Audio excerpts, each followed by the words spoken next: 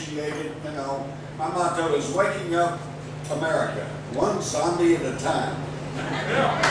But you guys, I feel like I'm preaching to the choir here, so I'm going to really start skipping through some stuff. Sorry if I go too fast. A lot of this stuff you already know, and a lot of it you don't. First off, why should we be concerned about 9/11? It's all over and done with, right? I mean, you know, we've killed Osama bin Laden, so they say. And, you know, what the heck? Who cares? Well, only because everything that's happened over the past decade and everything that's going on today traces back to 9/11.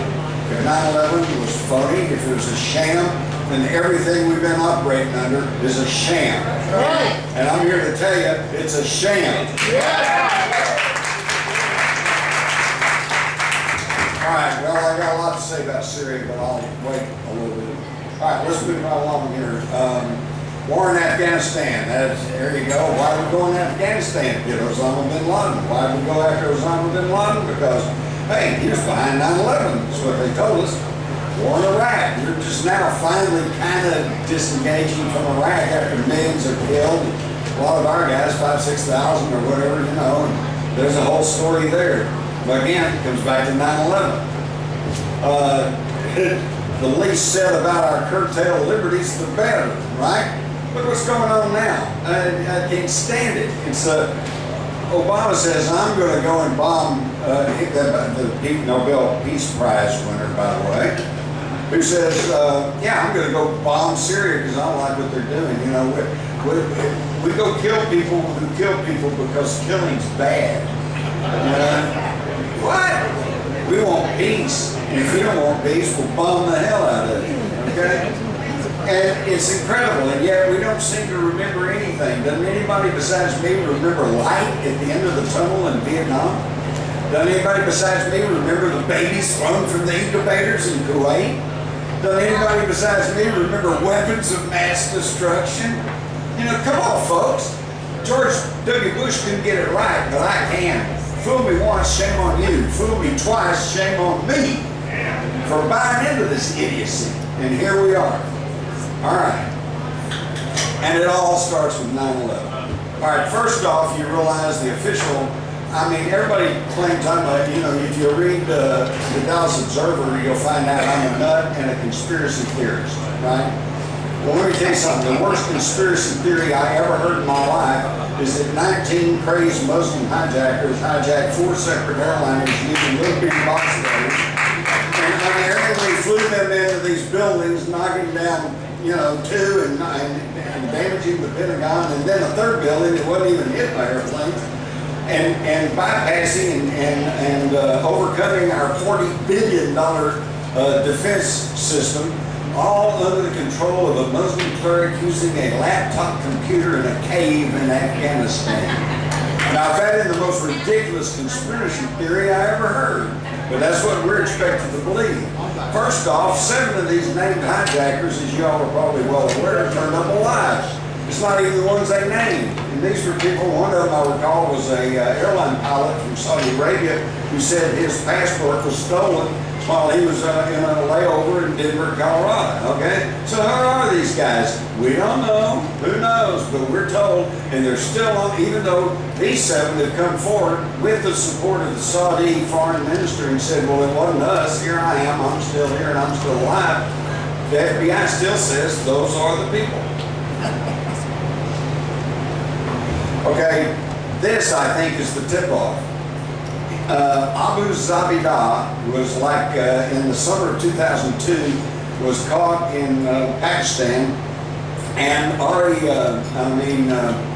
the White House press secretary under Bush, you know, made a big deal about this and said, we've caught the 3rd highest ranking Al-Qaeda guy, and we're going to make him talk. Well, if you follow this story, it's pretty interesting because, yeah, he did talk, but not the way they wanted. Did they waterboard him? Yes. Did they torture him? Yes. Did he talk? No. What they finally did was tricky, okay? They got a couple of U.S. Special Forces guys of Arab descent to dress up like Saudi Arabian interrogators, and they flew around for a while, told him they were landing in Saudi Arabia and that they were turning him over to the Saudis for interrogation. Now this was supposed to scare the hell out of him, and he was going to talk, see? Well, when they came into the little room where he wasn't fearful. He was glad to see them. He said, well, I'm not glad you guys are here. Because he'd been fessed up and said that he was actually operating under the orders of these 3 Saudi princes. And their cutout middleman was Air Marshal Mir, Pakistan. Now, I ask you, who were the close business and social friends of the Saudi royals? The Bushes. Now, this is pretty telling stuff. And in fact, within a couple of months, all 3 Saudi princes and Air Marshal Mir were dead. Killed in a car crash, plane crash, you know, and the one I like was one of the Saudi princes, they said, died of dehydration. Excuse me, I thought those Arabs were supposed to know how to handle themselves in the desert, you know. So here you go. Now we see that Al-Qaeda was actually under the control of the Saudis. If you read my book, The Rise of the Fourth Reich, you'll find out that Al-Qaeda is simply another name for the Muslim Brotherhood, which was turned over to the CIA by the British at the end of World War II. So we've been running Al-Qaeda ever since we brought Osama bin Laden to this country under the name Tim Osman, and armed him and trained him and sent him back to Afghanistan to fight the Russians at that time, okay? Whatever. Come on. You're hitting the wrong thing. No, there we go. Now, you may not know about this. Russ Whittenberg, NORAD successfully scrambled interceptors within 15 minutes of alert. Everybody remember the golfer Payne Stewart? Yep. And they had malfunction and the air went out of his airplane and it went off course. And then, I think about 12 minutes they had interceptors up flying all alongside of him, okay? And they were prepared to shoot him down, except he finally ran out of gas over an uninhabited area. You know, it was really tragic. But that shows how quickly they can respond when they want to.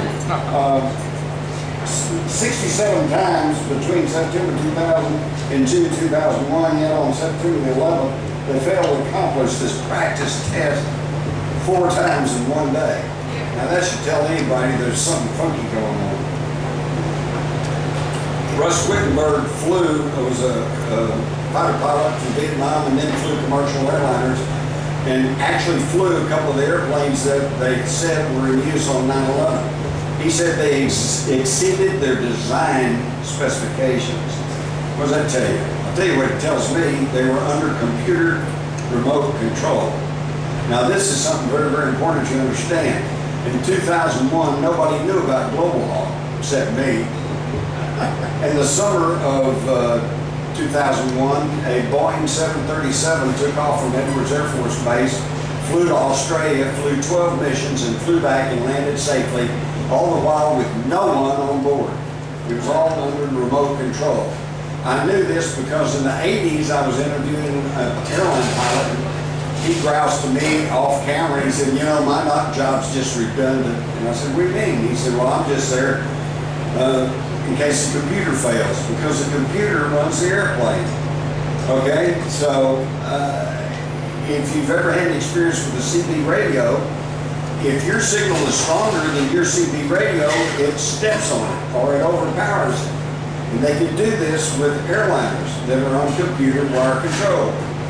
Okay? And I knew this, and so when I heard that they exceeded their design specifications, I said that's impossible unless it's been captured electronically. The second tip-off is that all 4 of these hijackings that were supposedly separate hijackings from separate airports, their transponders went off at about the same time. That's impossible unless the ground captured them all at the same time. Now, through this whole presentation, I'm not going to theorize. I'm not going to tell you what I think happened or who I think behind it or how they made it work. I'm giving you facts. Now, I want you to carefully look at this picture of one of the towers being built. Look at the steel columns in the center of this thing, all interconnected. They said, well, they were just bolted together and it all came and popped all the bolts. They were welded, and we know this. So in other words, when those towers collapsed, that's like the records on your record player. They all come down, but that spindle should be still standing there. But it wasn't. It disappeared. In fact, you know, you should have had 10 stories high worth of debris, but you didn't. You had two. What happened to the rest of it? What happened to the toilets? What happened to the filing cabinets? Disintegration. Also, they are messing with you because here is the diagram they showed you from the 9/11 Commission report, and they talk about the pancake effect. That each of these floors just collapse and knock the one down next to it. What they don't tell you is that this diagram represents only from here to here, not from here to here. So they're messing with you. We told the fires were so intense it just melted the plane, but look at this blow up. You see people standing in the hole. They're still alive, everything's okay. The whole thing's a farce from the word go. This is the Windsor Hotel in Madrid, Spain. It burned out of control for 2 full days. And yet you notice it didn't collapse. No modern building made with steel structure has ever collapsed in the history of the world. Now let's take a look at the Twin Towers though. Again, you know, you should have 10 stories of debris, you got less than 2. And there it all is, just lying there. And again, you can find me a toilet in there.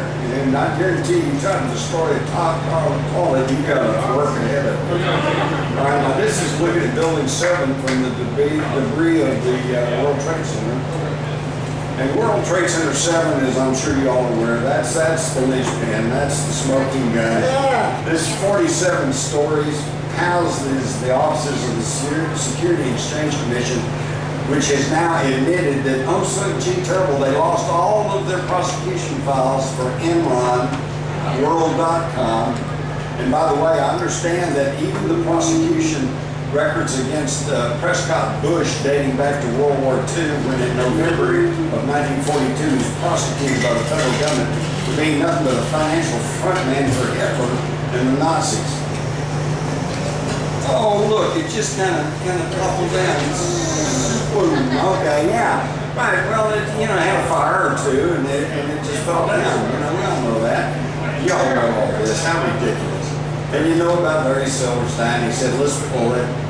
Okay? Now, check out Building 7, nestled very neatly between the Verizon building and the U.S. Post Office.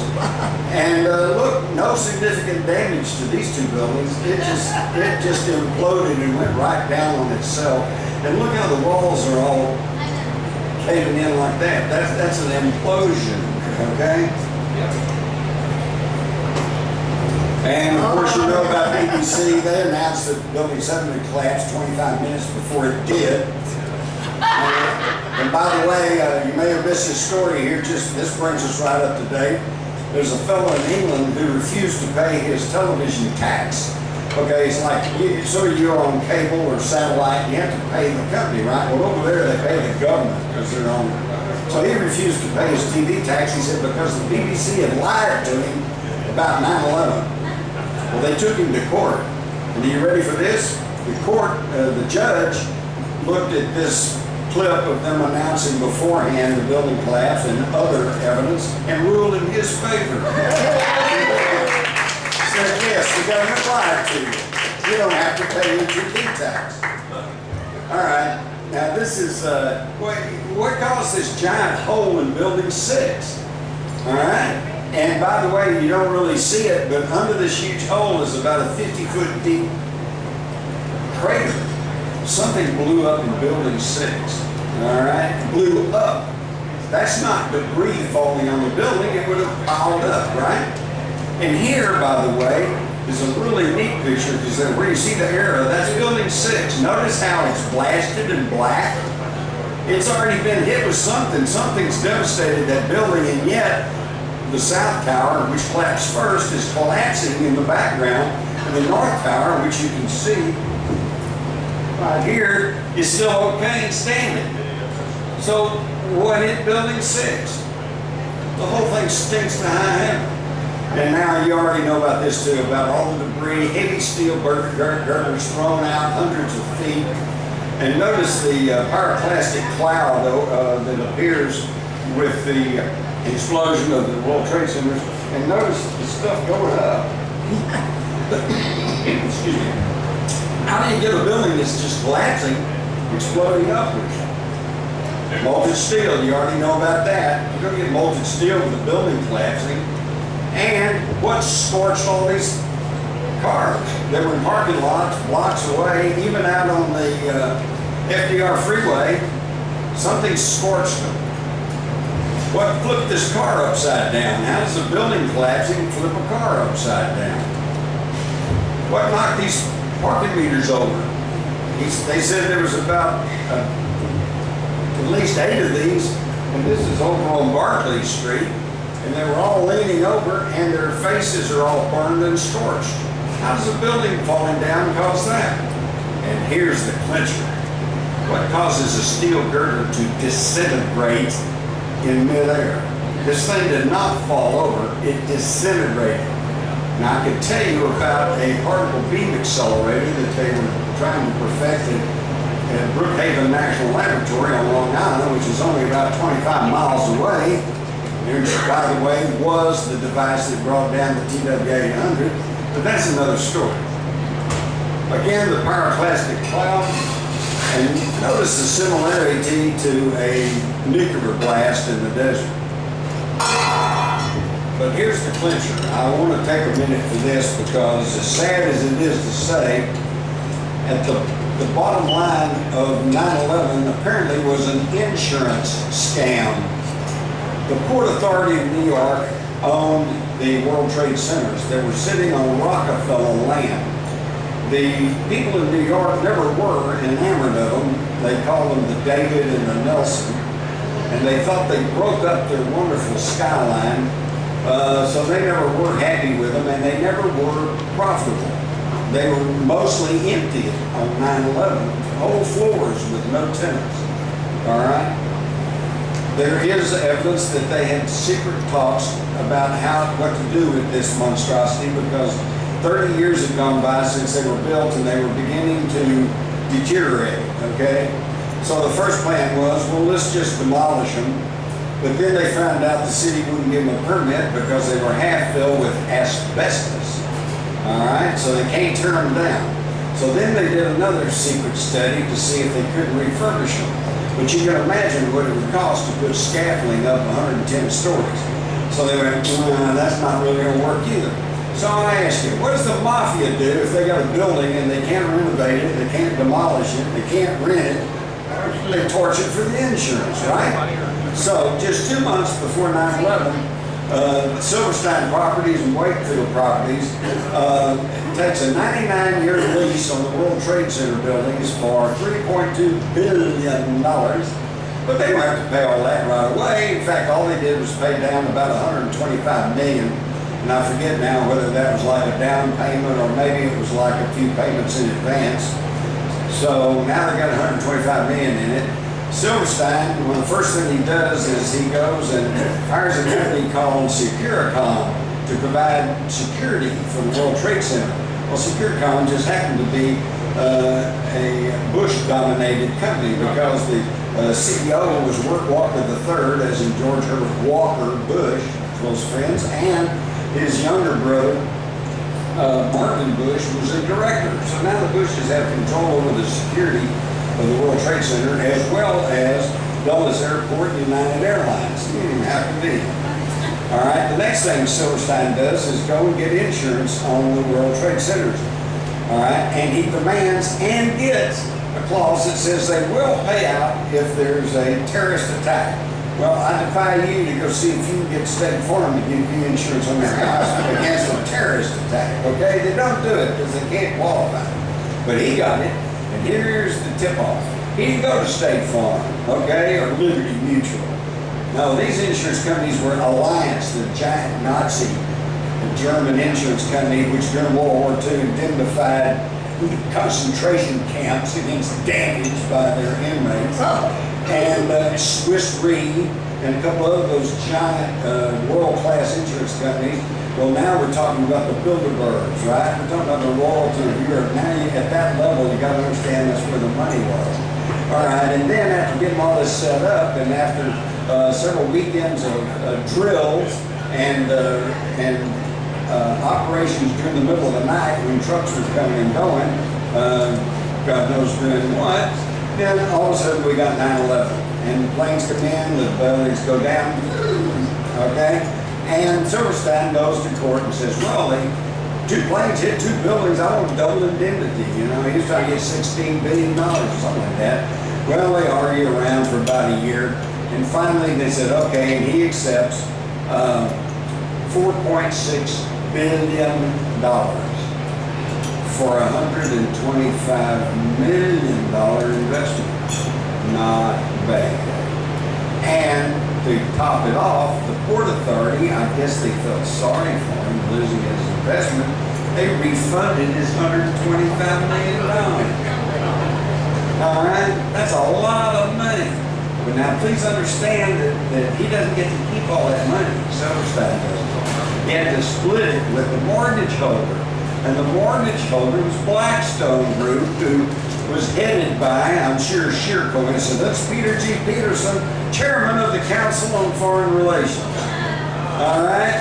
This is where 9/11 took place. This is where the money went. And this is why you're never going to hear the straight of it. So now let's look at the Pentagon. You know about that. But notice the walls of the Pentagon here are bulged out. Something didn't hit it and go in. Something blew it from inside out. If you'll read my book, The Terror Conspiracy, there's a great appendix back here by Barbara Honegger, who still works as a military reporter and has access to people in the Pentagon, ranking generals and politicians, etc. And she will prove to you that the explosions that took place in the Pentagon were internal. Did something hit the Pentagon? Apparently so. But it suddenly wasn't a 757. Here is the picture you never see. This is a picture of the hole in the Pentagon before the wall collapsed. You notice the paint's still good on this side of the car, and you notice the hole is only 1 story high and about 18 to 20 foot wide. You notice there's still windows in here, and still glass here, got a few desultory fires going. Okay, wait a minute. How can a 757 with a wingspan of 125 feet with a tail 44 feet, that's 4 stories, how does it hit this Pentagon and go through a little bitty hole right there? Well, it can't. And by the way, let's just use our common sense. Come on, we all know that these big super jets, they've got those 2 big, huge jet engines, okay? And they've got steel blades. I mean, those things, they weigh more than 2 tons each. That's 4 tons of engine. And they're huge. Now, all right, this thing comes in, it hits the Pentagon. I say only 1 of 2 things is going to happen. One, the most likely, is that since everything on the airplane is based on weight, and they're mostly flying beer cans, they're just aluminum, you know, in a frame, those 2 huge 2-ton jet engines are going to break off and lay there in front of the building. But they weren't there. So the only other possibility is that, okay, maybe it had enough velocity that it poked 2 big holes in the side of the Pentagon. But it didn't do that either, did it? This is total lies that we're being told. Here's what an airplane crash looks like, and I know because I was a police reporter and an aviation aerospace writer and won awards. I've been to plane crashes, lots of them, and they're a mess. Usually the only thing that's intact is the tail, because the tail breaks off. And if this thing, if 757 had hit the Pentagon, the tail would have broken off and it would have been lying there. But look, oh, it's not there. In fact, there's nothing there. Just a little bit of fire, a little smoke, and some black on the exterior of the building.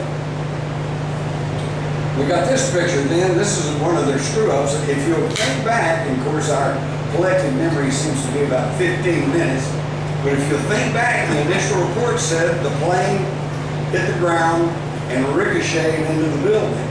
All right? Well, then what they didn't realize was that there were these firemen who were already out on a call, and then they heard that something hit the Pentagon, so they rushed immediately to the Pentagon, and they were in there within a few minutes and started taking snapshots with their personal cameras, and before the day was out, these pictures were appearing on the internet.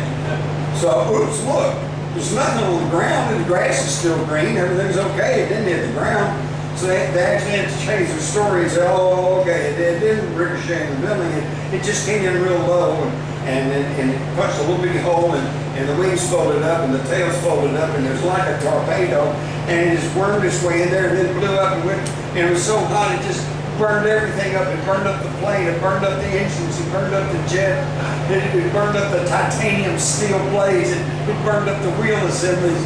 Yeah, but it killed all those passengers, we know, because we got their fingerprints. God, they expect us to believe anything. Why not? Now, look at this. Here's the close-up. Look how clean the walls are on the inside. Here's a little stand with a book, probably it's big, thick book, it's probably a dictionary sitting on top of it. Here's a wooden desk. Here's a computer model, a monitor. You know, that's okay. Where's that big fire? But all we saw was this. Oh, big gaping hole, that's got to be where the airplane hit, but that's not right. I interviewed a fellow named Mauro Chavez, who was with the North American Air Defense, and he said they were running exercises. Now, I had all this information in 2001, okay? And I propositioned my publisher, HarperCollins, that's owned by Rupert Murdoch. Let's still look, something stinks here. No, they weren't interested. Got to be the spring of 2002, and all of a sudden some FBI people like Ms. Riley, some of the CIA people were coming forward saying, hey, we knew this was going to happen and nothing was done. In fact, they blocked us when we tried to investigate Al-Qaeda and Osama. You know, so all of a sudden HarperCollins got interested again. So by the fall of 2002, I had most of this in a book that I was calling The War on Freedom. All right, and they got a contract, they paid me some advance money, and bingo, I got it knocked right out there, and it should have been in publication by early 2003. And I maintained that if it had ever gotten out and gotten widespread publicity and people were aware of all this information, there may not have been the support to invade Iraq. We could have done without all of that. But no, HarperCollins at the last minute, after they already had advanced copies sold, already had it set in time, had it ready to go, said, no, we got to cancel this book. And I said, why? And the only thing they ever came up with was they didn't want to cause trouble for the survivors, families. Oh. Wait a minute, those are the very people trying to find out what's going on. Now, if any of you have any experience with publishing, you know that if you get an advance on a book, and then for some reason, legal or whatever, or it's just bad, it's wrong, and they can't publish the book, and you have to repay the advance, right? They paid me the rest of the advance and gave me my rights back and just said, here, go away. Sheer censorship. So this book didn't get out until 2006. And this is the new, make sure you get the Terror Conspiracy Revisited. It's got everything there. Moving along. All right, you know about the war games, so I'm going to skip through this. If you'll think back, though, for about a year, they kept maintaining, well, no, there weren't any war games. Sergeant Chavez said they had machine guns on top of the headquarters, and that he had never seen such tight security for a military war game exercise. And he said they were there in the headquarters and they were working these war games exercises when it came on CNN that the North Tower had been hit, and they were all standing there like most of us and saw the plane hit the South Tower, and they were just agog. It's like, how can this be happening? This is the very thing we're diagramming here on this war game exercise. And if you recall, when they called NORAD and said, you got any interceptors in the air? First response was, is this the real world or is this the exercise? That's how they confounded our thing. And yet now we also know that on the 10th of September, the NSA intercepted a message from Mohammed Atta who said the match is about to begin. Tomorrow is 0 hour. The match. He didn't say the mission or the op. He said the match, the games. They knew it. Who tipped them off? Who told them we were having these military exercises? Nobody could have known except people on the inside. And of course, how does the great, much vaunted 9/11 omission or commission report handle all this? It doesn't. How do they explain Building 7? They didn't even mention it. How's that for an investigation? And here's the one that really gets me.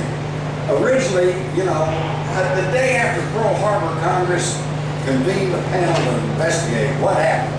Less than a week after the Kennedy assassination, Lyndon Johnson put together that Warren Commission to tell us what had happened.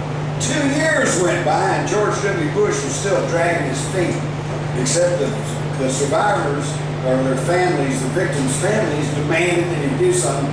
So he ponied up $3 million for investigation.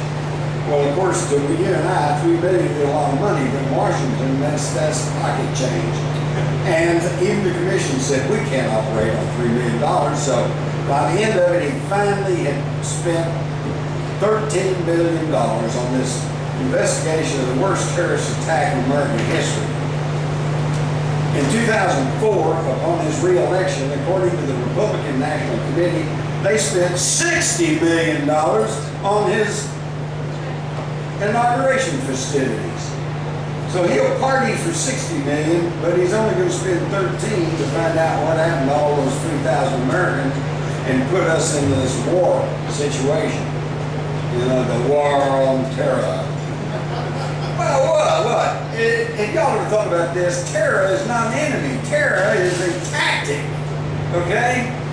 And anybody can use terror.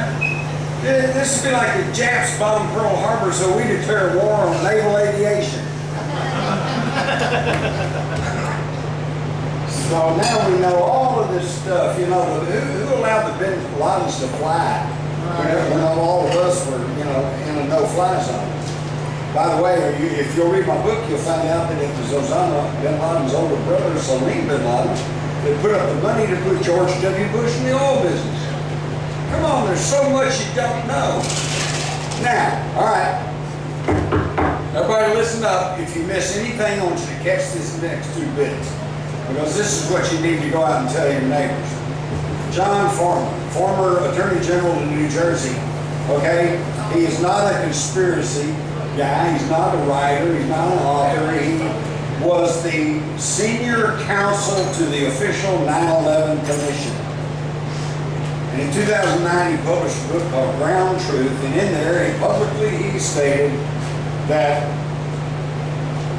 the 9/11 Commission staff discovered that the official version of what had occurred, that is, the government and what the government, military officials had told Congress, Commission, media, and the public about who knew what when was almost entirely and inexplicably untrue. And the next page, he says, at some level of the government, at some point in time, there was an agreement not to tell the truth about what happened.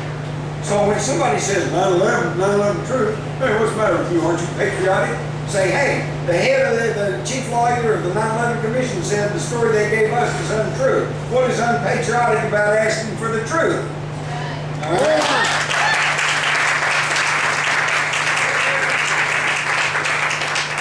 Now, what do we know about 9/11? Well, hey, I know about 9/11 was 19 crazy hijackers using box cutters, and they captured 4 airliners, and they were smashing in those buildings, and one of them was overtaken by the passengers. How do we know this? Now, do you know this? You weren't there. I don't know that. I wasn't there. All right. How do we know this? You know why? Because really it all comes back to there were these phone calls. But the phone calls usually went through third parties, and there was really none that was actually direct phone calls, none that were recorded, none that we ever actually heard. We just heard from people who said they heard this. And the key one, of course, was Barbara Olson, who was a CNN commentator. And her husband, Ted Olson, who was Solicitor General of the United States, appointed by George W. Bush, said he had gotten several phone calls from his wife, and she was on this flight, and it was captured, and that they had herded the passengers and the flight crew to the rear of the plane, and they were using little knives and cardboard cutters, which got translated into box cutters. Okay, and that's it. Okay, now the problems began immediately, because first it was pointed out that in 2001 you could not use a cell phone to make a phone call from a high-flying jet. So Ted Olson backpedaled and said, well, obviously she used the telephone in the back seat of the airplane, one of those radio telephones. But then they checked and found out the flight she was on did not have the back seat telephone. So he's kind of stuck with that. And then he said he got 3 or 4 calls and finally said, well, it's only 2. And then the clincher came in 2006 with the trial of Zachariah Missouri, who was an admitted member of Al-Qaeda, but who was already under arrest on 9/11, so didn't have anything directly to do with 9/11.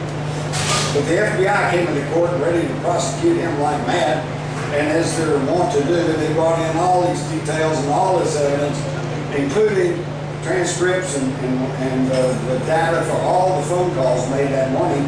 And guess what? It turns out there was only one attempted call by Barbara Olson, and according to the FBI, it was unconnected.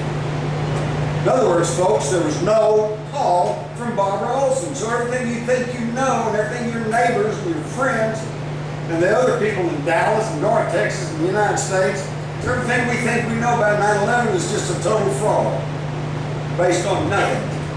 And I'm sure you're well aware of all of the residue of thermite that was found in the World Trade Center.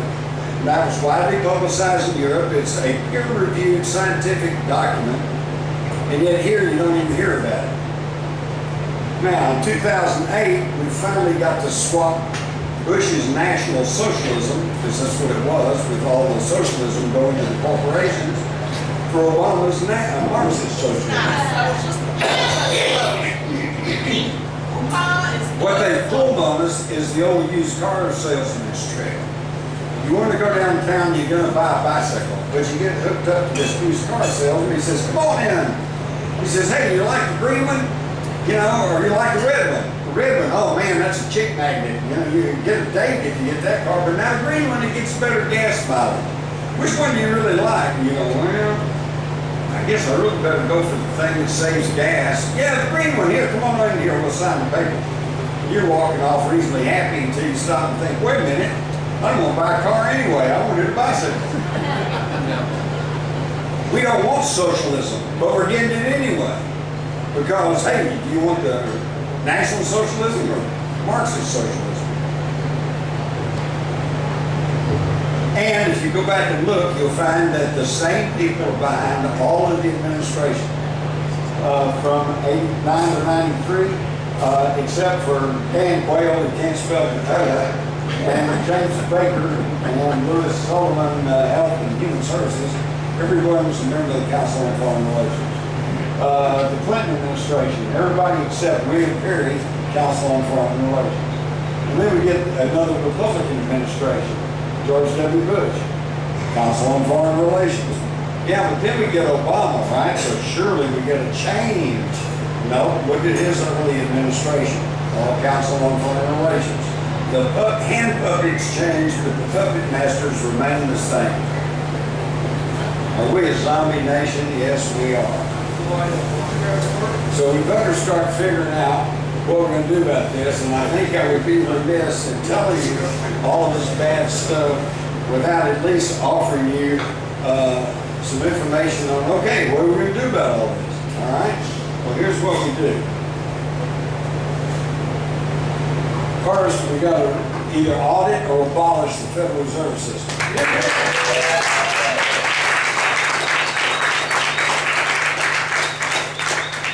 Y'all realize that his charter is up this December. So you need to start pressuring the lawmakers now to not renew the charter. We don't even have to do away with anything. We don't have to change any laws. All we got to do is just not recharter. When did we get off onto this? This is my original Social Security card. I signed this, I think it was about 18 years old. And you notice it clearly states not for identification, but it is now. And it's happened in my lifetime. When I went in the Army about 1969, I had an RA number, which stands for Regular Army. RA, and you get this number. I had just barely gotten that memorized when all of a sudden they shifted over and said, no, your Social Security number is now your military number. And now that's the number we all have. And now that number is your computer number, and it'll follow you for the rest of your life. We need to get off of some of this computerization. All right, we need to amend or do away with the National Security Act of 1947. Now we know that it separated the Air Force from the Army, created the Air Force, okay. And with the public relations move, it changed the War Department to the Defense Department. They still make war, but now it's defensive war.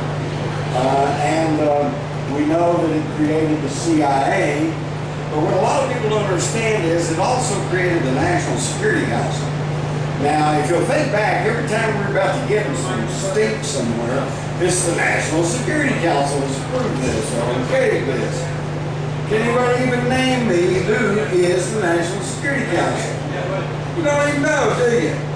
It's 4 people. It's the President, the Vice President, and the Secretaries of Defense and Foreign Policy. State. Now, wait a minute. 3 of those are appointed by the President. So in other words, this little known section of this National Security Act 1947 is what has created a modern national security state headed by one person, President of the United States. That's a dictatorship any way you want to look at it. You think Franklin Roosevelt tried to gather the dictatorial powers, it's nothing like what we have now.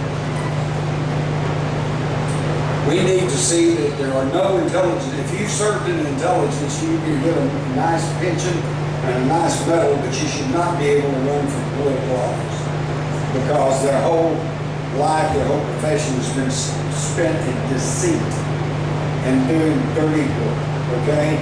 So thank you for serving the country. I was in military intelligence myself, and so I certainly understand the need for some secrets, but it's gotten way out of hand.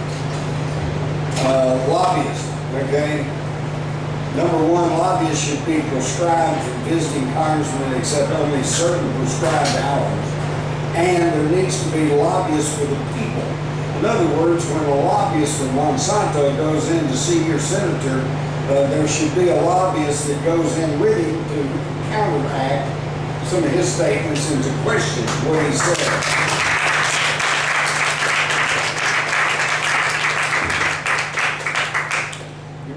With all these fact-finding junkets and all this way that they spend tax money and the lobbyists get to them. We need to start setting term limits on even right up to the Supreme Court. Yeah. Now, to curtail all that corruption, professional politicians, senators should be limited to 3 terms, representatives to no more than 6. You know, the original idea was you served in Congress, okay? If you run around stuff, talk to your friends and neighbors, they elected you to Congress, you went up there, served a few years, then you came back. You went back to actually earning a living. So where did we get to this point now where this is a lifetime profession and your primary duty is to get reelected? The problem is that for all of these things we just mentioned, it's going to require a vote of Congress. And the odds are little but none. These people, here we are in the worst economic depression in this country, actually worse than the Great Depression. There's been more bank failures than during the 30s. Okay, businesses, job, unemployment figures are jimmied with. If you go on unemployment, you go past a year or so, they take you off the unemployment rolls because they just say you're unemployed. So all of a sudden you don't count anymore. So it's about double or triple what they say it is.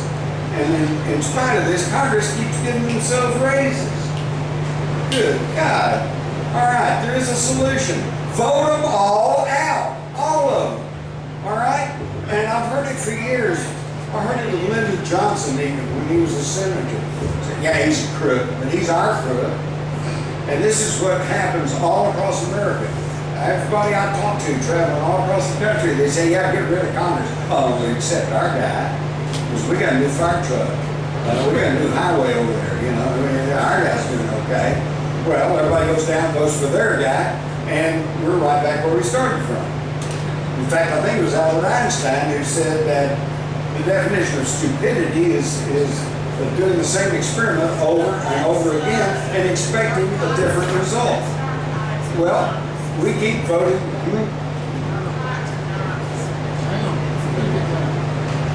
So we keep voting for the same church to go back to Washington, then don't understand why nothing changes. Vote them all out. Even Ron Paul says, I wouldn't mind being voted out, if it means straightening the thing up. So if they're on the level and they really mean well, they're not going to mind sitting out a term or two, and then they come back and run again, okay? And when somebody does run, don't listen to anything they say, because I guarantee you the way you can tell for sure if a politician is lying to you is watch his mouth. If it's moving, he's lying. Okay. And I say that not in any kind of accusatory or judgmental way. They have to. If some politician got up and told you the truth, you'd never elected. Nobody get elected, all right? So they got to lie. So don't listen to anything they say. Watch what they do. Watch them like a hawk. And if they vote the way you think they should be voting, then vote for them again. And if they don't, then vote them out.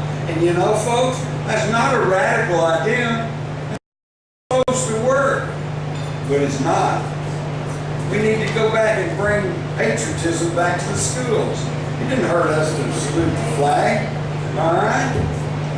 And then they take the Ten Commandments out of school and then wonder why there's school shootings. It's nuts. We definitely need education reform. Other school systems around the world operate better than we do. No child left behind. Sounds good on paper, but instead of pushing the lower students up, it pulls the higher students down. This is that type of socialization that I was rapping about. I say anyone who's a member of a secret society should not hold public office. Okay?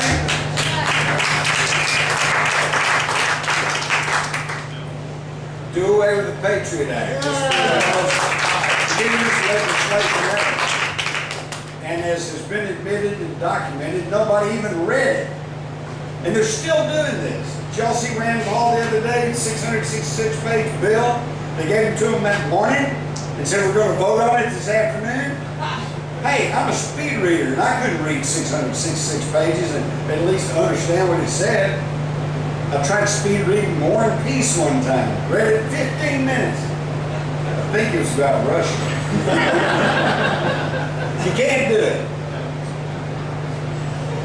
No more cover-up commissions. The next time something happens, when that dirty suitcase nuke bomb goes off in North Carolina or Colorado or Des Moines, okay, we need to have a commission set up of a cross-section of Americans.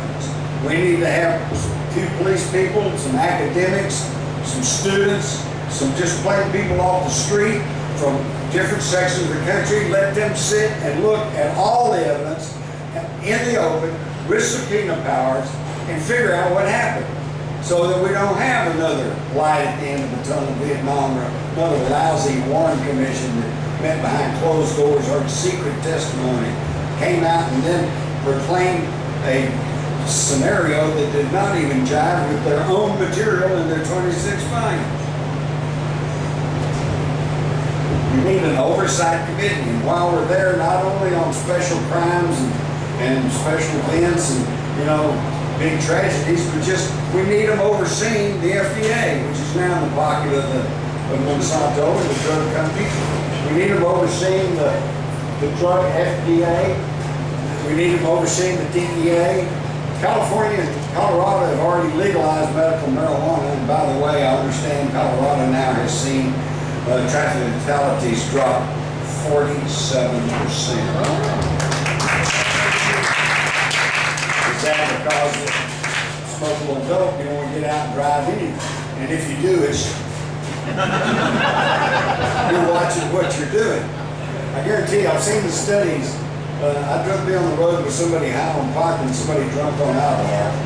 And I'd rather be on the road with either of those rather than somebody trying to text. Did you see the bumper sticker said, Honk if you love Jesus. Text if you want to meet him real soon. No more cover-up. Oversight. All right? 10th Amendment. Everything not specifically delegated to the federal government belongs to the state and hence to us, the people.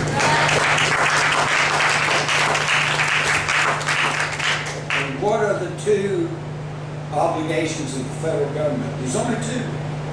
Appoint and regulate money, provide for the common defense. It's that simple, folks. And provide for the common defense, that shouldn't even be any big deal, okay? We need to keep one division, mobile infantry that can be airlifted somewhere, some hot spot if we have to, and so then a cadre of electronic technicians that know how to launch missiles and operate satellites and stuff, and that's about the only military we should have. Because the only thing we should be concerned ourselves with is an invasion of the United States. And with nuclear weapons, that's not going to happen. Because unlike World War II, where they would assemble huge armadas of ships and landing craft and then land on the beaches in North Africa and D-Day and Okinawa and Saipan and all like that. Today, as soon as you congregate all that massive force, one nuke, boom, they're gone. Okay? It ain't gonna work. Besides that, I don't know how many of you all know this, but right after Pearl Harbor, the Japanese General Staff was ecstatic. They said, we pretty well knocked out their Pacific Fleet. Let's go and invade the west coast of America. And I believe it was Admiral Yamamoto, one of the architects of the Pearl Harbor raid, who cautioned, no, we don't want to do that. He said, the Americans are too well armed. There would be a gun behind every blade of grass. And he's right. There are at least as many guns in this country as there are people. And if somebody landed at Corpus Christi or Galveston or landed on the East Coast or West Coast, I guarantee you we'd all be down there with our shotguns and rifles and everything else. Ain't gonna happen, folks. So why we have this huge military? Because they are the security force of the corporations. And that's why we are fighting in all these places across the country. Posse comitatus. Anybody know what that means? All right. At the end of the Civil War, actually about 1879, because of Reconstruction, the people, not only in the South, but in the North, realized what a hassle, what a pain there was, how much corruption there was in a military police state. So they passed the Posse Comitatus Act, which states the U.S. military cannot be used to police the civilian population of the United States. Now that sounds strange to you because they're doing it anyway. And the way they're getting by, at first they got by with it at Waco, and in the wake of 9/11 by just sending troops in. And everybody was so thankful that maybe they're protected against the terrorists, they didn't say anything. All right? But then cooler heads began to say, hey, you're violating Posse Comitatus. So what are they doing now? What they're doing now is instead of occupying this country with military troops, they're militarizing the police forces. And Homeland Security is using your tax money to send them armored cars, tanks, all kinds of stuff. And the police, that's fine with them. They get a lot of money, a lot of good, neat toys to play with. Years ago, when I'm working for the Star Telegram over in Fort Worth, the Fort Worth Police approached the City Council and wanted some funding so they could buy a flamethrower. I went to one of the chiefs and I said, well, where do you need a flamethrower for? And honest to God, he said, crowd control. That's the mentality, folks. It's up to us to put a stop to this, okay? Think about it. It used to be serve and protect. And now they got helmets and Kevlar and machine guns and tanks, okay? Did you ever wonder about on these highways leading in and out of Dallas? It used to be 4-lane divided with a nice little grassy median strip, you know? And then the next thing you know, they put in a little strip of concrete. I'm thinking, oh, this is cool. They got a bicycle path. And then they come in and put those steel posts with steel cable. Either that or those concrete dividers. What's with that? We're broke. We don't have money to be putting all that on all the highways. Why are they doing that? Has anyone noticed that we have a huge problem with people making U-turns out on the freeway? No. Those are there so when they lock down the city and you're approaching that police checkpoint, you can't turn around and go back. They're going to shut everything down and every city's going to become a FEMA camp. We've already talked about the dope. Let me tell you something, we're very close now to having legalized marijuana. How do I know that? Because the U.S. government has now got the patent on medical marijuana. They got a patent on it, but you can't have it. Now, here's the catch-22. The researchers go to the DEA and say, we want to study the medical benefits of pot. And the DEA says, no, you can't do that because it's classified as a Class A narcotic. So you can't get a license to study it, okay? Well, then they say, well, let's reduce it from a Class A to a Class B and a little less because nobody's ever died from an overdose of pot. And the DEA says, no, we can't reduce it because there's not enough medical experimentation and evidence. Can you spell catch-22? This is the kind of crap that we're living under. Nobody pays attention because they're too busy watching American Idol or whatever. Do away with hate crimes. What do you mean, hate crimes? Come on. There's either crimes or there's not. You can't stop people from hating. What you can stop them from doing is hateful things. If somebody beats somebody, attacks somebody, okay. But to say, oh, well, he said something. Besides that, we all know that we shouldn't be using the N-word, right? I mean, that's just a no-no. They say, well, you know, it hurts my feelings, and I don't like that, says the minorities, and I can understand that, and I'm perfectly well. I say, that's it. I'm going to scratch that from my vocabulary, and it offends them, and I don't want to offend anybody. I'm never going to say that again. But then I turn on my TV, my satellite, and here's some black comedian, and it's all he ever says. Wait a minute. And then more. And you know, the hypocrisy of it all is just incredible. No. Do away with the hate crimes. And we need to stop being the arms merchant of the world. We sell arms and everybody. This whole thing with Syria. They're not asking the proper question. The proper question is who actually used the gas? And I think it's the best evidence seems to indicate it was the rebels. And they were, yeah. And the next question is, well, where did they get it? They got it from Saudi Arabia, who's supporting the Sunnis. And then where did Saudi Arabia get it? They don't manufacture chemical warfare and gas. They got it from us. They're old buddies, okay? And then, of course, I'm sure you all know about the ATF thing and the guns. Fast and Furious, yeah, thank you, okay? So, what are we doing? Pharmaceutical reform. Speaking of, the most abused prescription drug in America is Prozac.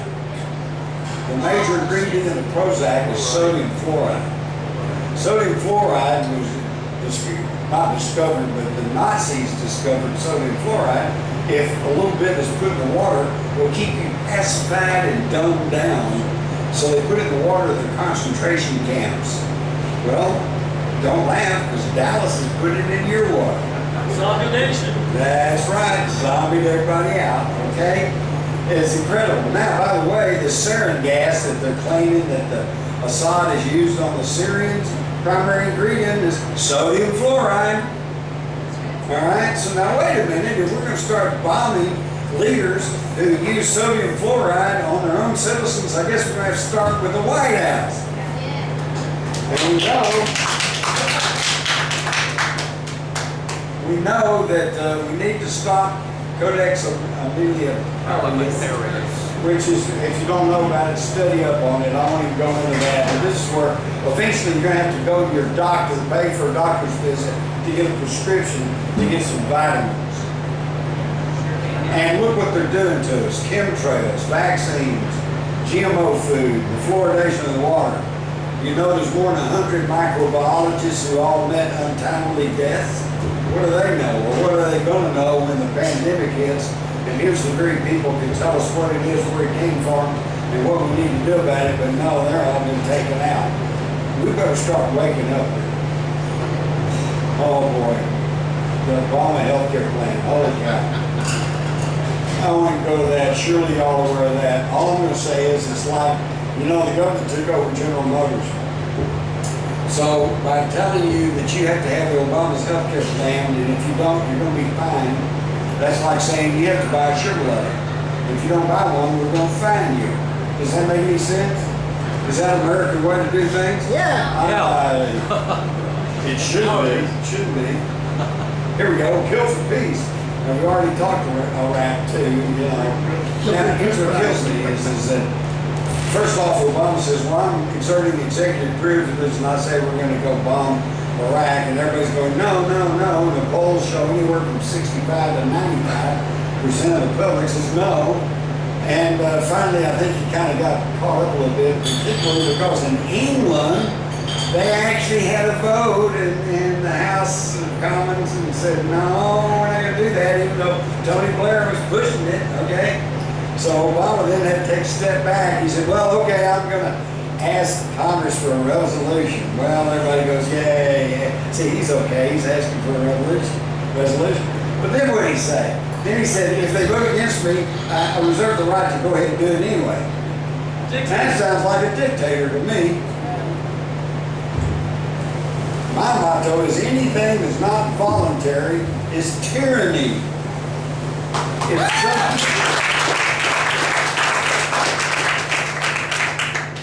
And are we a nation of law, or are we a lawless nation? Well, I hate to tell you, we're a lawless nation. We really are.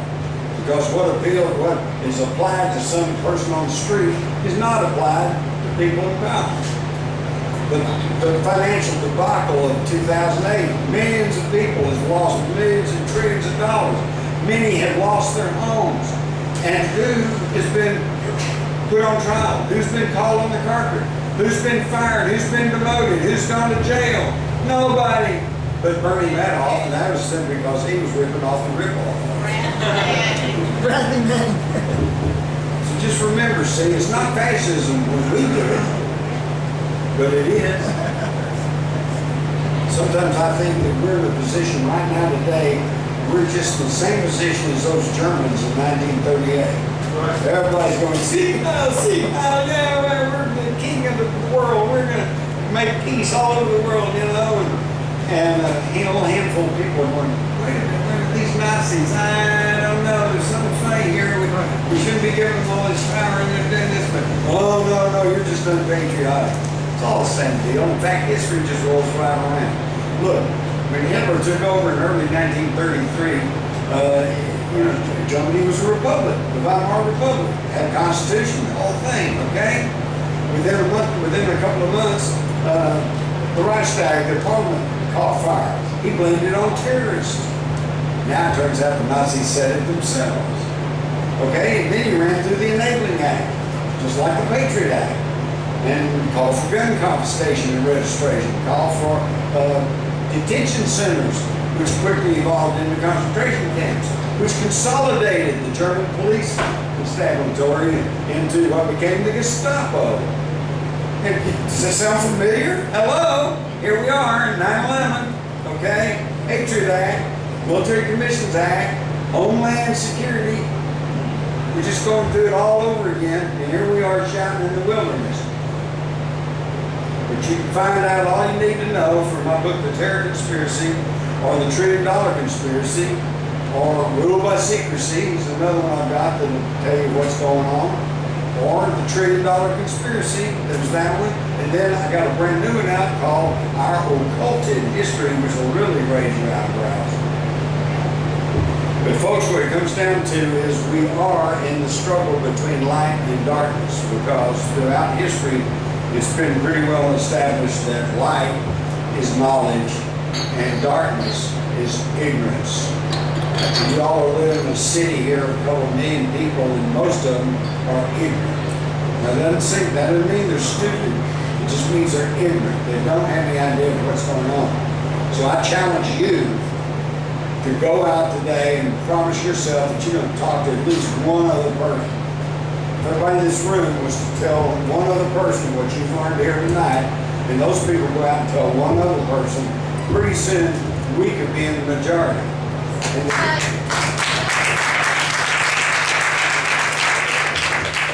And I'll just wind this up by saying the good news is there's more of us than there are of these people trying to control us. And we're getting smarter all the time. Thank you.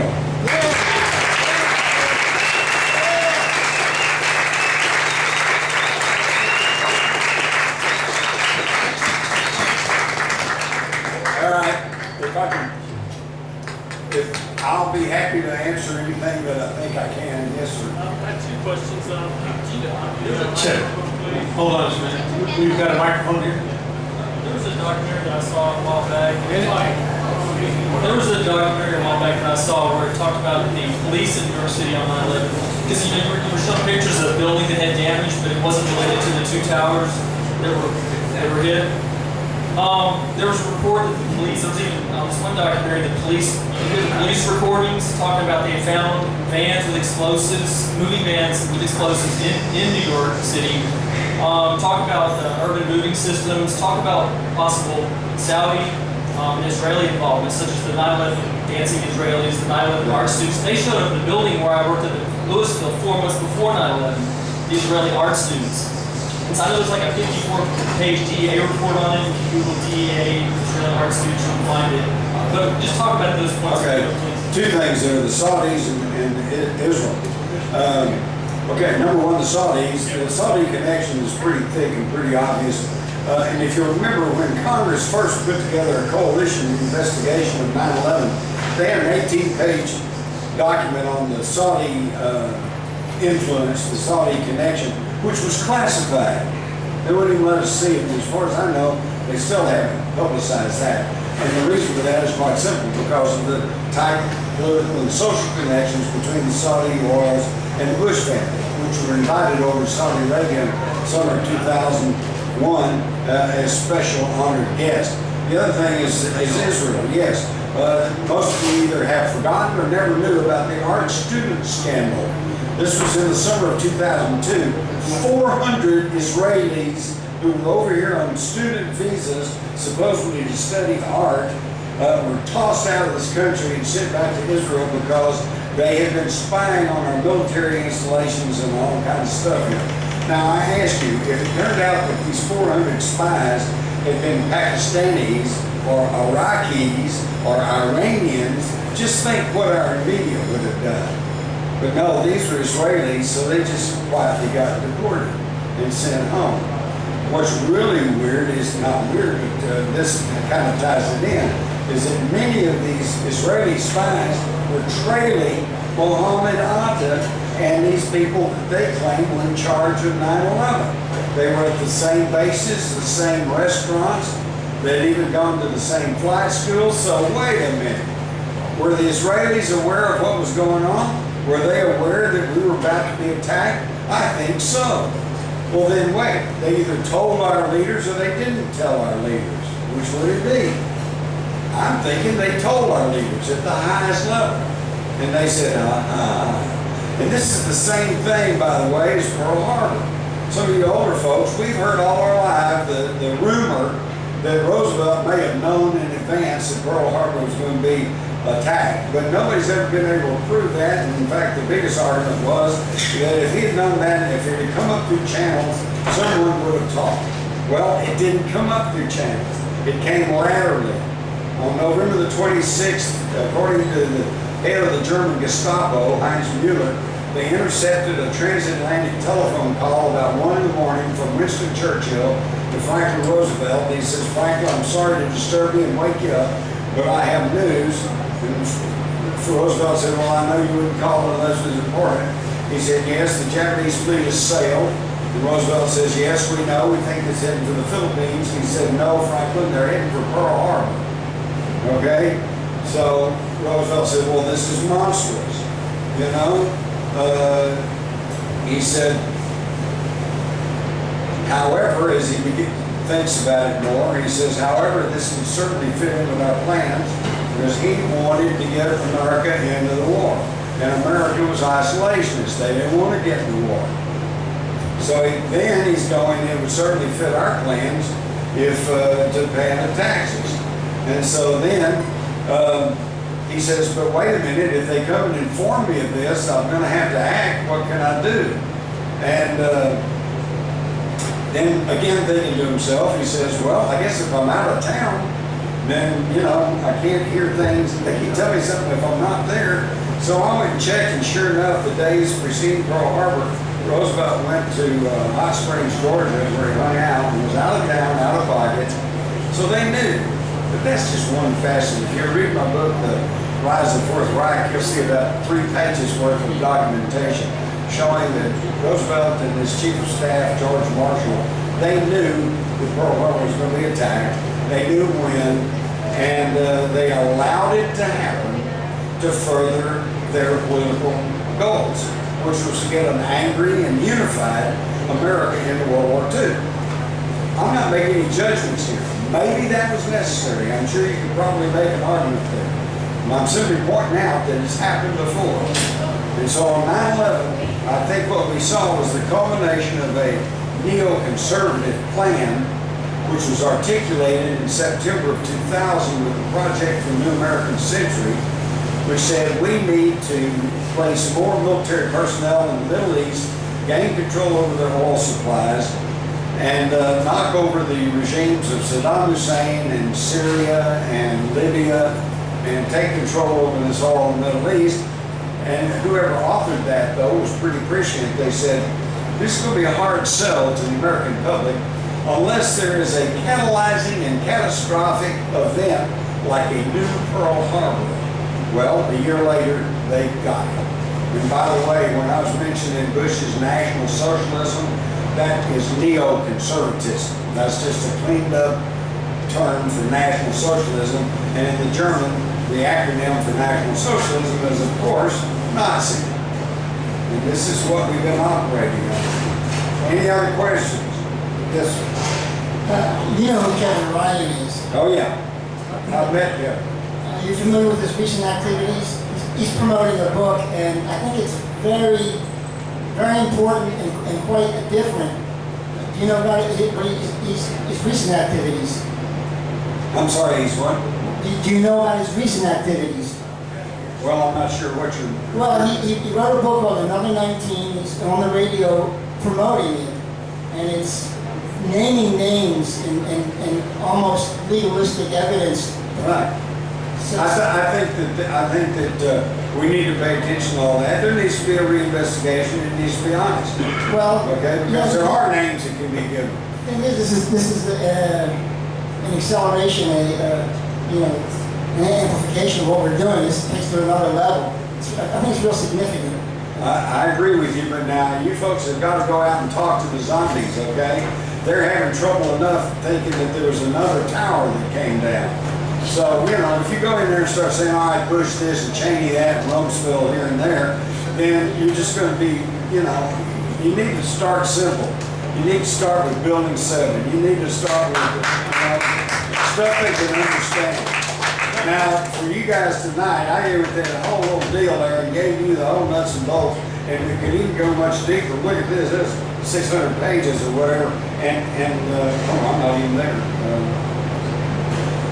That much of this book is footnotes, okay? So this is not theory.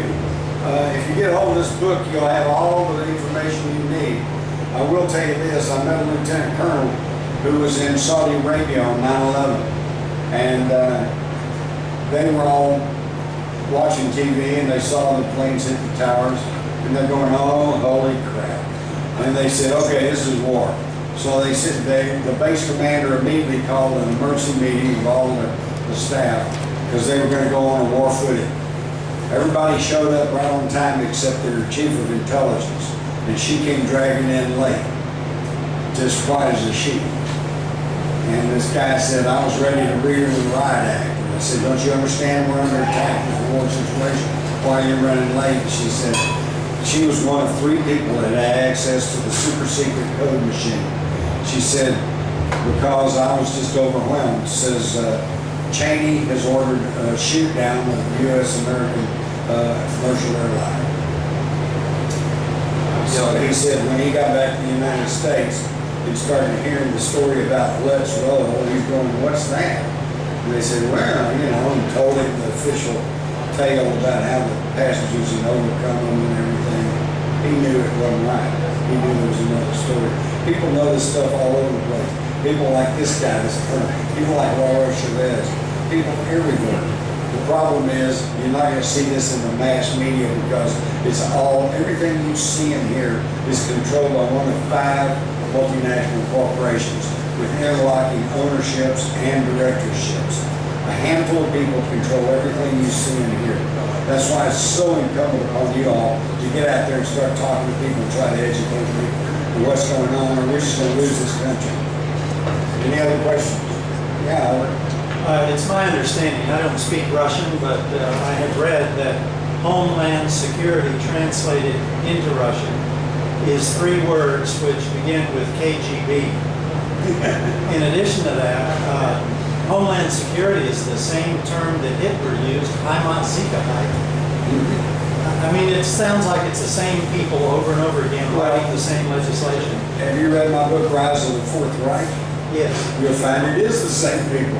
I'm not trying to tell you that these people are neo-Nazis because they're not. They're the real old guys. At the end of World War II, we defeated the German military. And it was the German Wehrmacht that surrendered there at Reims. We didn't defeat the Nazis. There was nobody representing the Nazi party even in on the surrender. We just scattered them, made them move. And they came over here under Project Paperclip. And we rolled them into our military-industrial complex.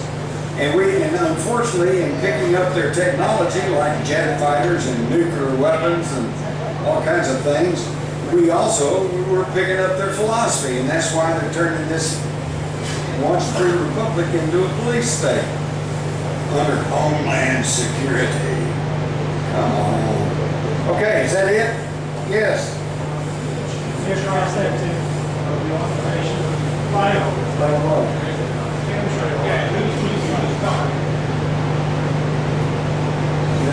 Who's the authority that monitors illegal air traffic? Because everybody in here is 50 and up can remember chemtrails you don't even have to debate it. It didn't exist. I used to look at the sky when I was a kid all the time. I never saw trails go from one horizon to the other. I seen the little trails that fall as a contrail, and you can't show me any film of something before 1990 where you can see chemtrails in the sky. So the question is, who monitors that? Who's the authority that you would call and say, no, we've seen it in our own neighborhood. I've seen them go huge altitudes, and they're leaving the trail from the takeoff. There's no condensation at ground level. There's even been videos taken of them in the air, and they cut it off and on. So wait a minute, you're trying to tell me they cut their engines off and on, flying across the sky? No, they're dumping stuff on it. We even know what's in there. And fluoride, it's aluminum oxide, barium, all this stuff. I interviewed Dr. Edward Teller years and years ago, and he's known as the father of the H-bomb. He's the guy that says we need to seed the upper atmosphere with gold, little flecks of gold, to reflect ultraviolet rays to hold down global warming.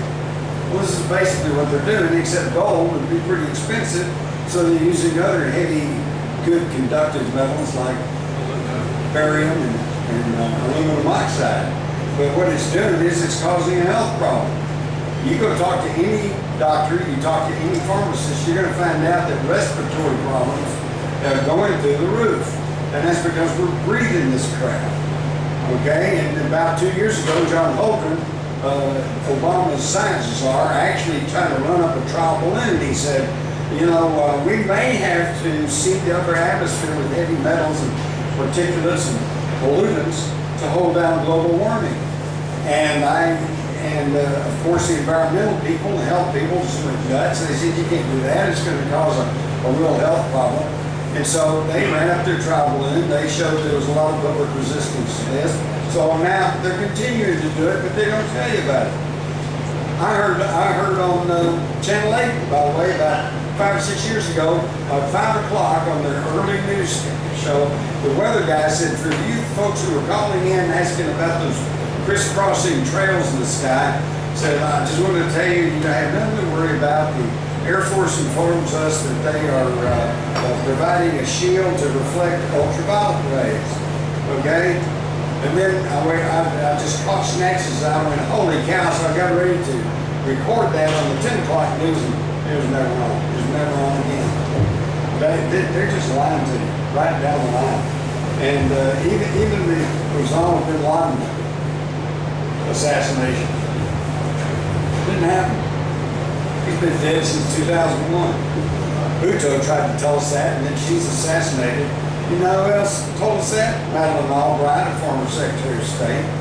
But wait a minute, what about SEAL Team 6? Did they go into Abbottabad and take him out and do all that heroic stuff? Yeah, they did. But one of their helicopters got shot down, okay? And then, here's the clincher, the guys that are involved in that raid, they all died in a helicopter crash. Yeah. Over in Afghanistan. You know, and here's another thing. If you'll read their accounts, yeah, they went in, yeah, they were propelled out in helicopters, yeah, they went in, shot up the place, yeah, they shot some guy coming out, and then they were told that they were going after Osama bin Laden. And they were told that, hey, good for you, you got him. But how do we know they got him? Was there an autopsy? No, they threw his body in the sea. Said to honor Muslim tradition. Yeah, these guys grew up in the desert, they didn't want to be buried at sea. No, I mean, this is how flaky this whole thing is. And besides that, they didn't have to, why did they shoot him in the kneecap and bring him back over here and then heal him up and put him on trial, prove to the world that he did it and that we've caught him and that there's going to be prosecution and punishment for people who attack the United States. No, they can't do that. Not kill him and dump the body. That's mafioso style. Yes. I've got a question, and there's one coming up from the side here, but in follow-up to his question about who's the authority that in charge of air traffic, well, that would be NORAD, and Well, the FAA for the civilian craft. true, but for illegal aircraft coming over, that would be NORAD, and which my first thought when I was sitting there in front of the boot tube on 9/11 was, where the heck is NORAD, and why weren't the jets scrambled immediately? They were being drilled. Right. Has anybody stopped to consider that the Pentagon is the most protected building in the world? And I happen to know for a fact that they've got automated anti-missile batteries all around the Pentagon. If you're flying towards Washington, there are no-fly zones, okay? And if you penetrate one of those no-fly zones and you don't have a friendly transponder signal, those missile batteries will automatically launch on you, okay? Why didn't they go off? Come on, folks. That's not rocket science. That's just thinking clearly. Albert? Well, let's follow up with history. Yeah. Right here. History repeats itself, you say. During Hitler's regime and the Nazi control, how many people had the option of being radiated or sexually assaulted to travel? Things were a lot worse than they were then. I think so. And you know why I agree with him? It's because the Gestapo at the height of their power. And yes, if they got hold of you and dragged you down to one of their dungeons, they'd probably perform unspeakable acts on you. But even the Gestapo at the height of their power did not dare stop German civilians in public places and grope them. Okay? They just didn't dare do that because the Germans would not have put up with that. But we do. We're idiots. We're just fluoridated out. I don't know. I'm thinking, see, I've been out in Wise County for 35 years on my own little well. Maybe that's what I'm still thinking. Well, first off, to apologize because I just got here and I want to make sure I'm not asking a question that's been covered. That's all right, It's go not ahead. right on. But I got active in 9/11 truth in like 2003. My dad was a block away from the Pentagon when he got hit. Kind of his personal thing, even though he sits on the other side of that. I've been following the trail all the way up against it. And of the last couple of years, there's only been a couple tidbits of information that seems to have been popped out that have maybe paused for a little bit because there's been a lot of infighting, being it space beams or the no plane theory or all that type of stuff. And I kind of, for many years, accepted the idea that 9/11 truth was a movement that wasn't represented by what happened, but more so by what we knew didn't happen. I guess if that makes any sense. But then I ran across a guy named Dmitry Kalesov about a year ago. Are you familiar? All right, this might be nothing then, okay? Because I was going to ask if it was covered. But Dmitry Kalesov, if I remember right, is ex-Spetsnaz, and he speculated beyond the thermite theories or the thermate theories to the other existing conditions that were never really explained by those things being. Yeah, thermite can cut that, right, and it can knock those buildings like it did, but it can't really explain the molten pools that were sitting in the bottom there, right? That seems like it would need a small thermonuclear device. Or the disintegration of the steel girdle. Yeah. Right. So for days, it was like that afterwards, and he had provided a theory, and since this might be new information to some people here, back when they were building a lot of the major metropolitan areas, in a part of the code for them erecting a structure, they also had to provide a contingency plan on how to bring that very same structure down without destroying any other structures around it, which is part of the way that was done. And at the time when that building was built, nuclear energy and using that as a destructive device wasn't as taboo of a topic and everything. And he had provided the plans that showed that that was part of the plan on how they had thought to bring the building down in on itself. It also provides some pretty interesting information on exactly the missile that shot the Pentagon and everything like that. So I was wondering if that had been touched or if you had any information on it. For the last 2 years, I've been stalled at that and haven't really heard anybody that's been in the higher echelon of the 9/11 Truth Circle speculate on it. So the problem is when you start speculating, then you open yourself up to all kinds of contradictory information and argument and everything else. But you're absolutely right. And here's the thing. If you use exotic technology, not generally known to the public, then you can come up with any cover story you want to, and no one can really adequately rebut you. And what am I talking about? There was a lot of exotic technology used. Thermate, which is the nanotechnology thermite, okay? Mini nukes. Some of you older guys here, am I the only one who remembers back in the 50s when they were shooting atomic artillery shells? Remember the big long Tom gun or whatever it was? And I've seen the newsreels, they fired the cannon and it goes off and it sets off a nuke. Okay, that was an artillery shell, what, about this big? And that was in the 50s. So today, they got atomic weapons that are about the size of a baseball or a small basketball, okay? And if you put one of those in the basement as a shaped charge and shape the explosive, you go up that center core, it would knock out those cores. Then you use thermite, and that's another thing. Everybody always argues over, oh, it was a disintegrator beam, oh, it was a nuke, no, it was a thermite, you know, well, hey, how about all of them? You know, you use a little bit of all of that, okay? And then, because people are not aware of that, same thing with Global Hawk. People at that time were not aware that you could capture an airliner with computer control.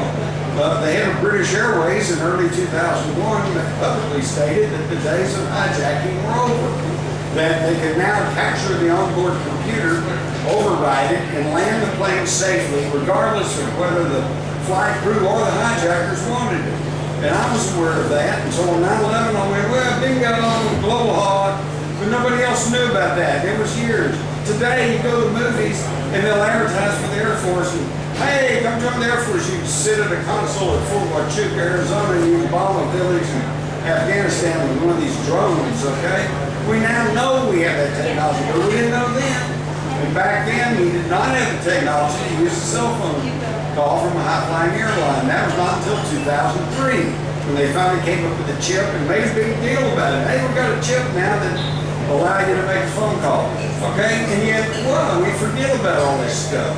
You got to go back and put it all into context. And yeah, so there's a lot of exotic technology that was being used. Okay, we done? One more. A lot of us are concerned with what's going on right now with Syria, and those of us of a certain age recall the Cuban Missile Crisis. And me personally and a number of other people I've talked to, what we're going through right now, right this minute, and yesterday, today, tomorrow, it has that feel about it, kind of this doomsday thing. A lot of us read, various websites, and there are pretty credible people out there, people we consider credible, who think that the ultimate goal of this is World War III. In fact, supposedly the Russian media have been informing Russian citizens to prepare for nuclear war. Do you have an opinion about what's going on right now? Yeah, I do. I think the would-be controllers, the New World Order boys, whatever you want to do, Illuminati, whatever you want to call them, I think they're in a panic mode because we're wising up and people are beginning to understand what's going on. And they're not able to pull off their little shenanigans like they've been in the past. And I think they see the only way to avoid prosecution and maybe the guillotine is to start World War III. Just blow everything up. Just blow it all up. Huh? Just blow everything up. Yeah, blow it all up. Here, this is wild. Any of y'all remember Tom Lehrer? Dude, here we are. This I think was a big song in the early 60s. They're rioting in Africa. There's strife in Iran. And what nature doesn't do to us will be done by our fellow man. The whole world is festering with unhappy souls. The French hate the Germans hate the Poles. The Italians hate Yugoslavs, South Africans hate the Dutch, and I don't like anybody very much. But we can be tranquil and thankful and proud, for man's been endowed with a mushroom-shaped cloud. And we know for certain that some lovely day, someone will set the spark off, and we will all be blown away.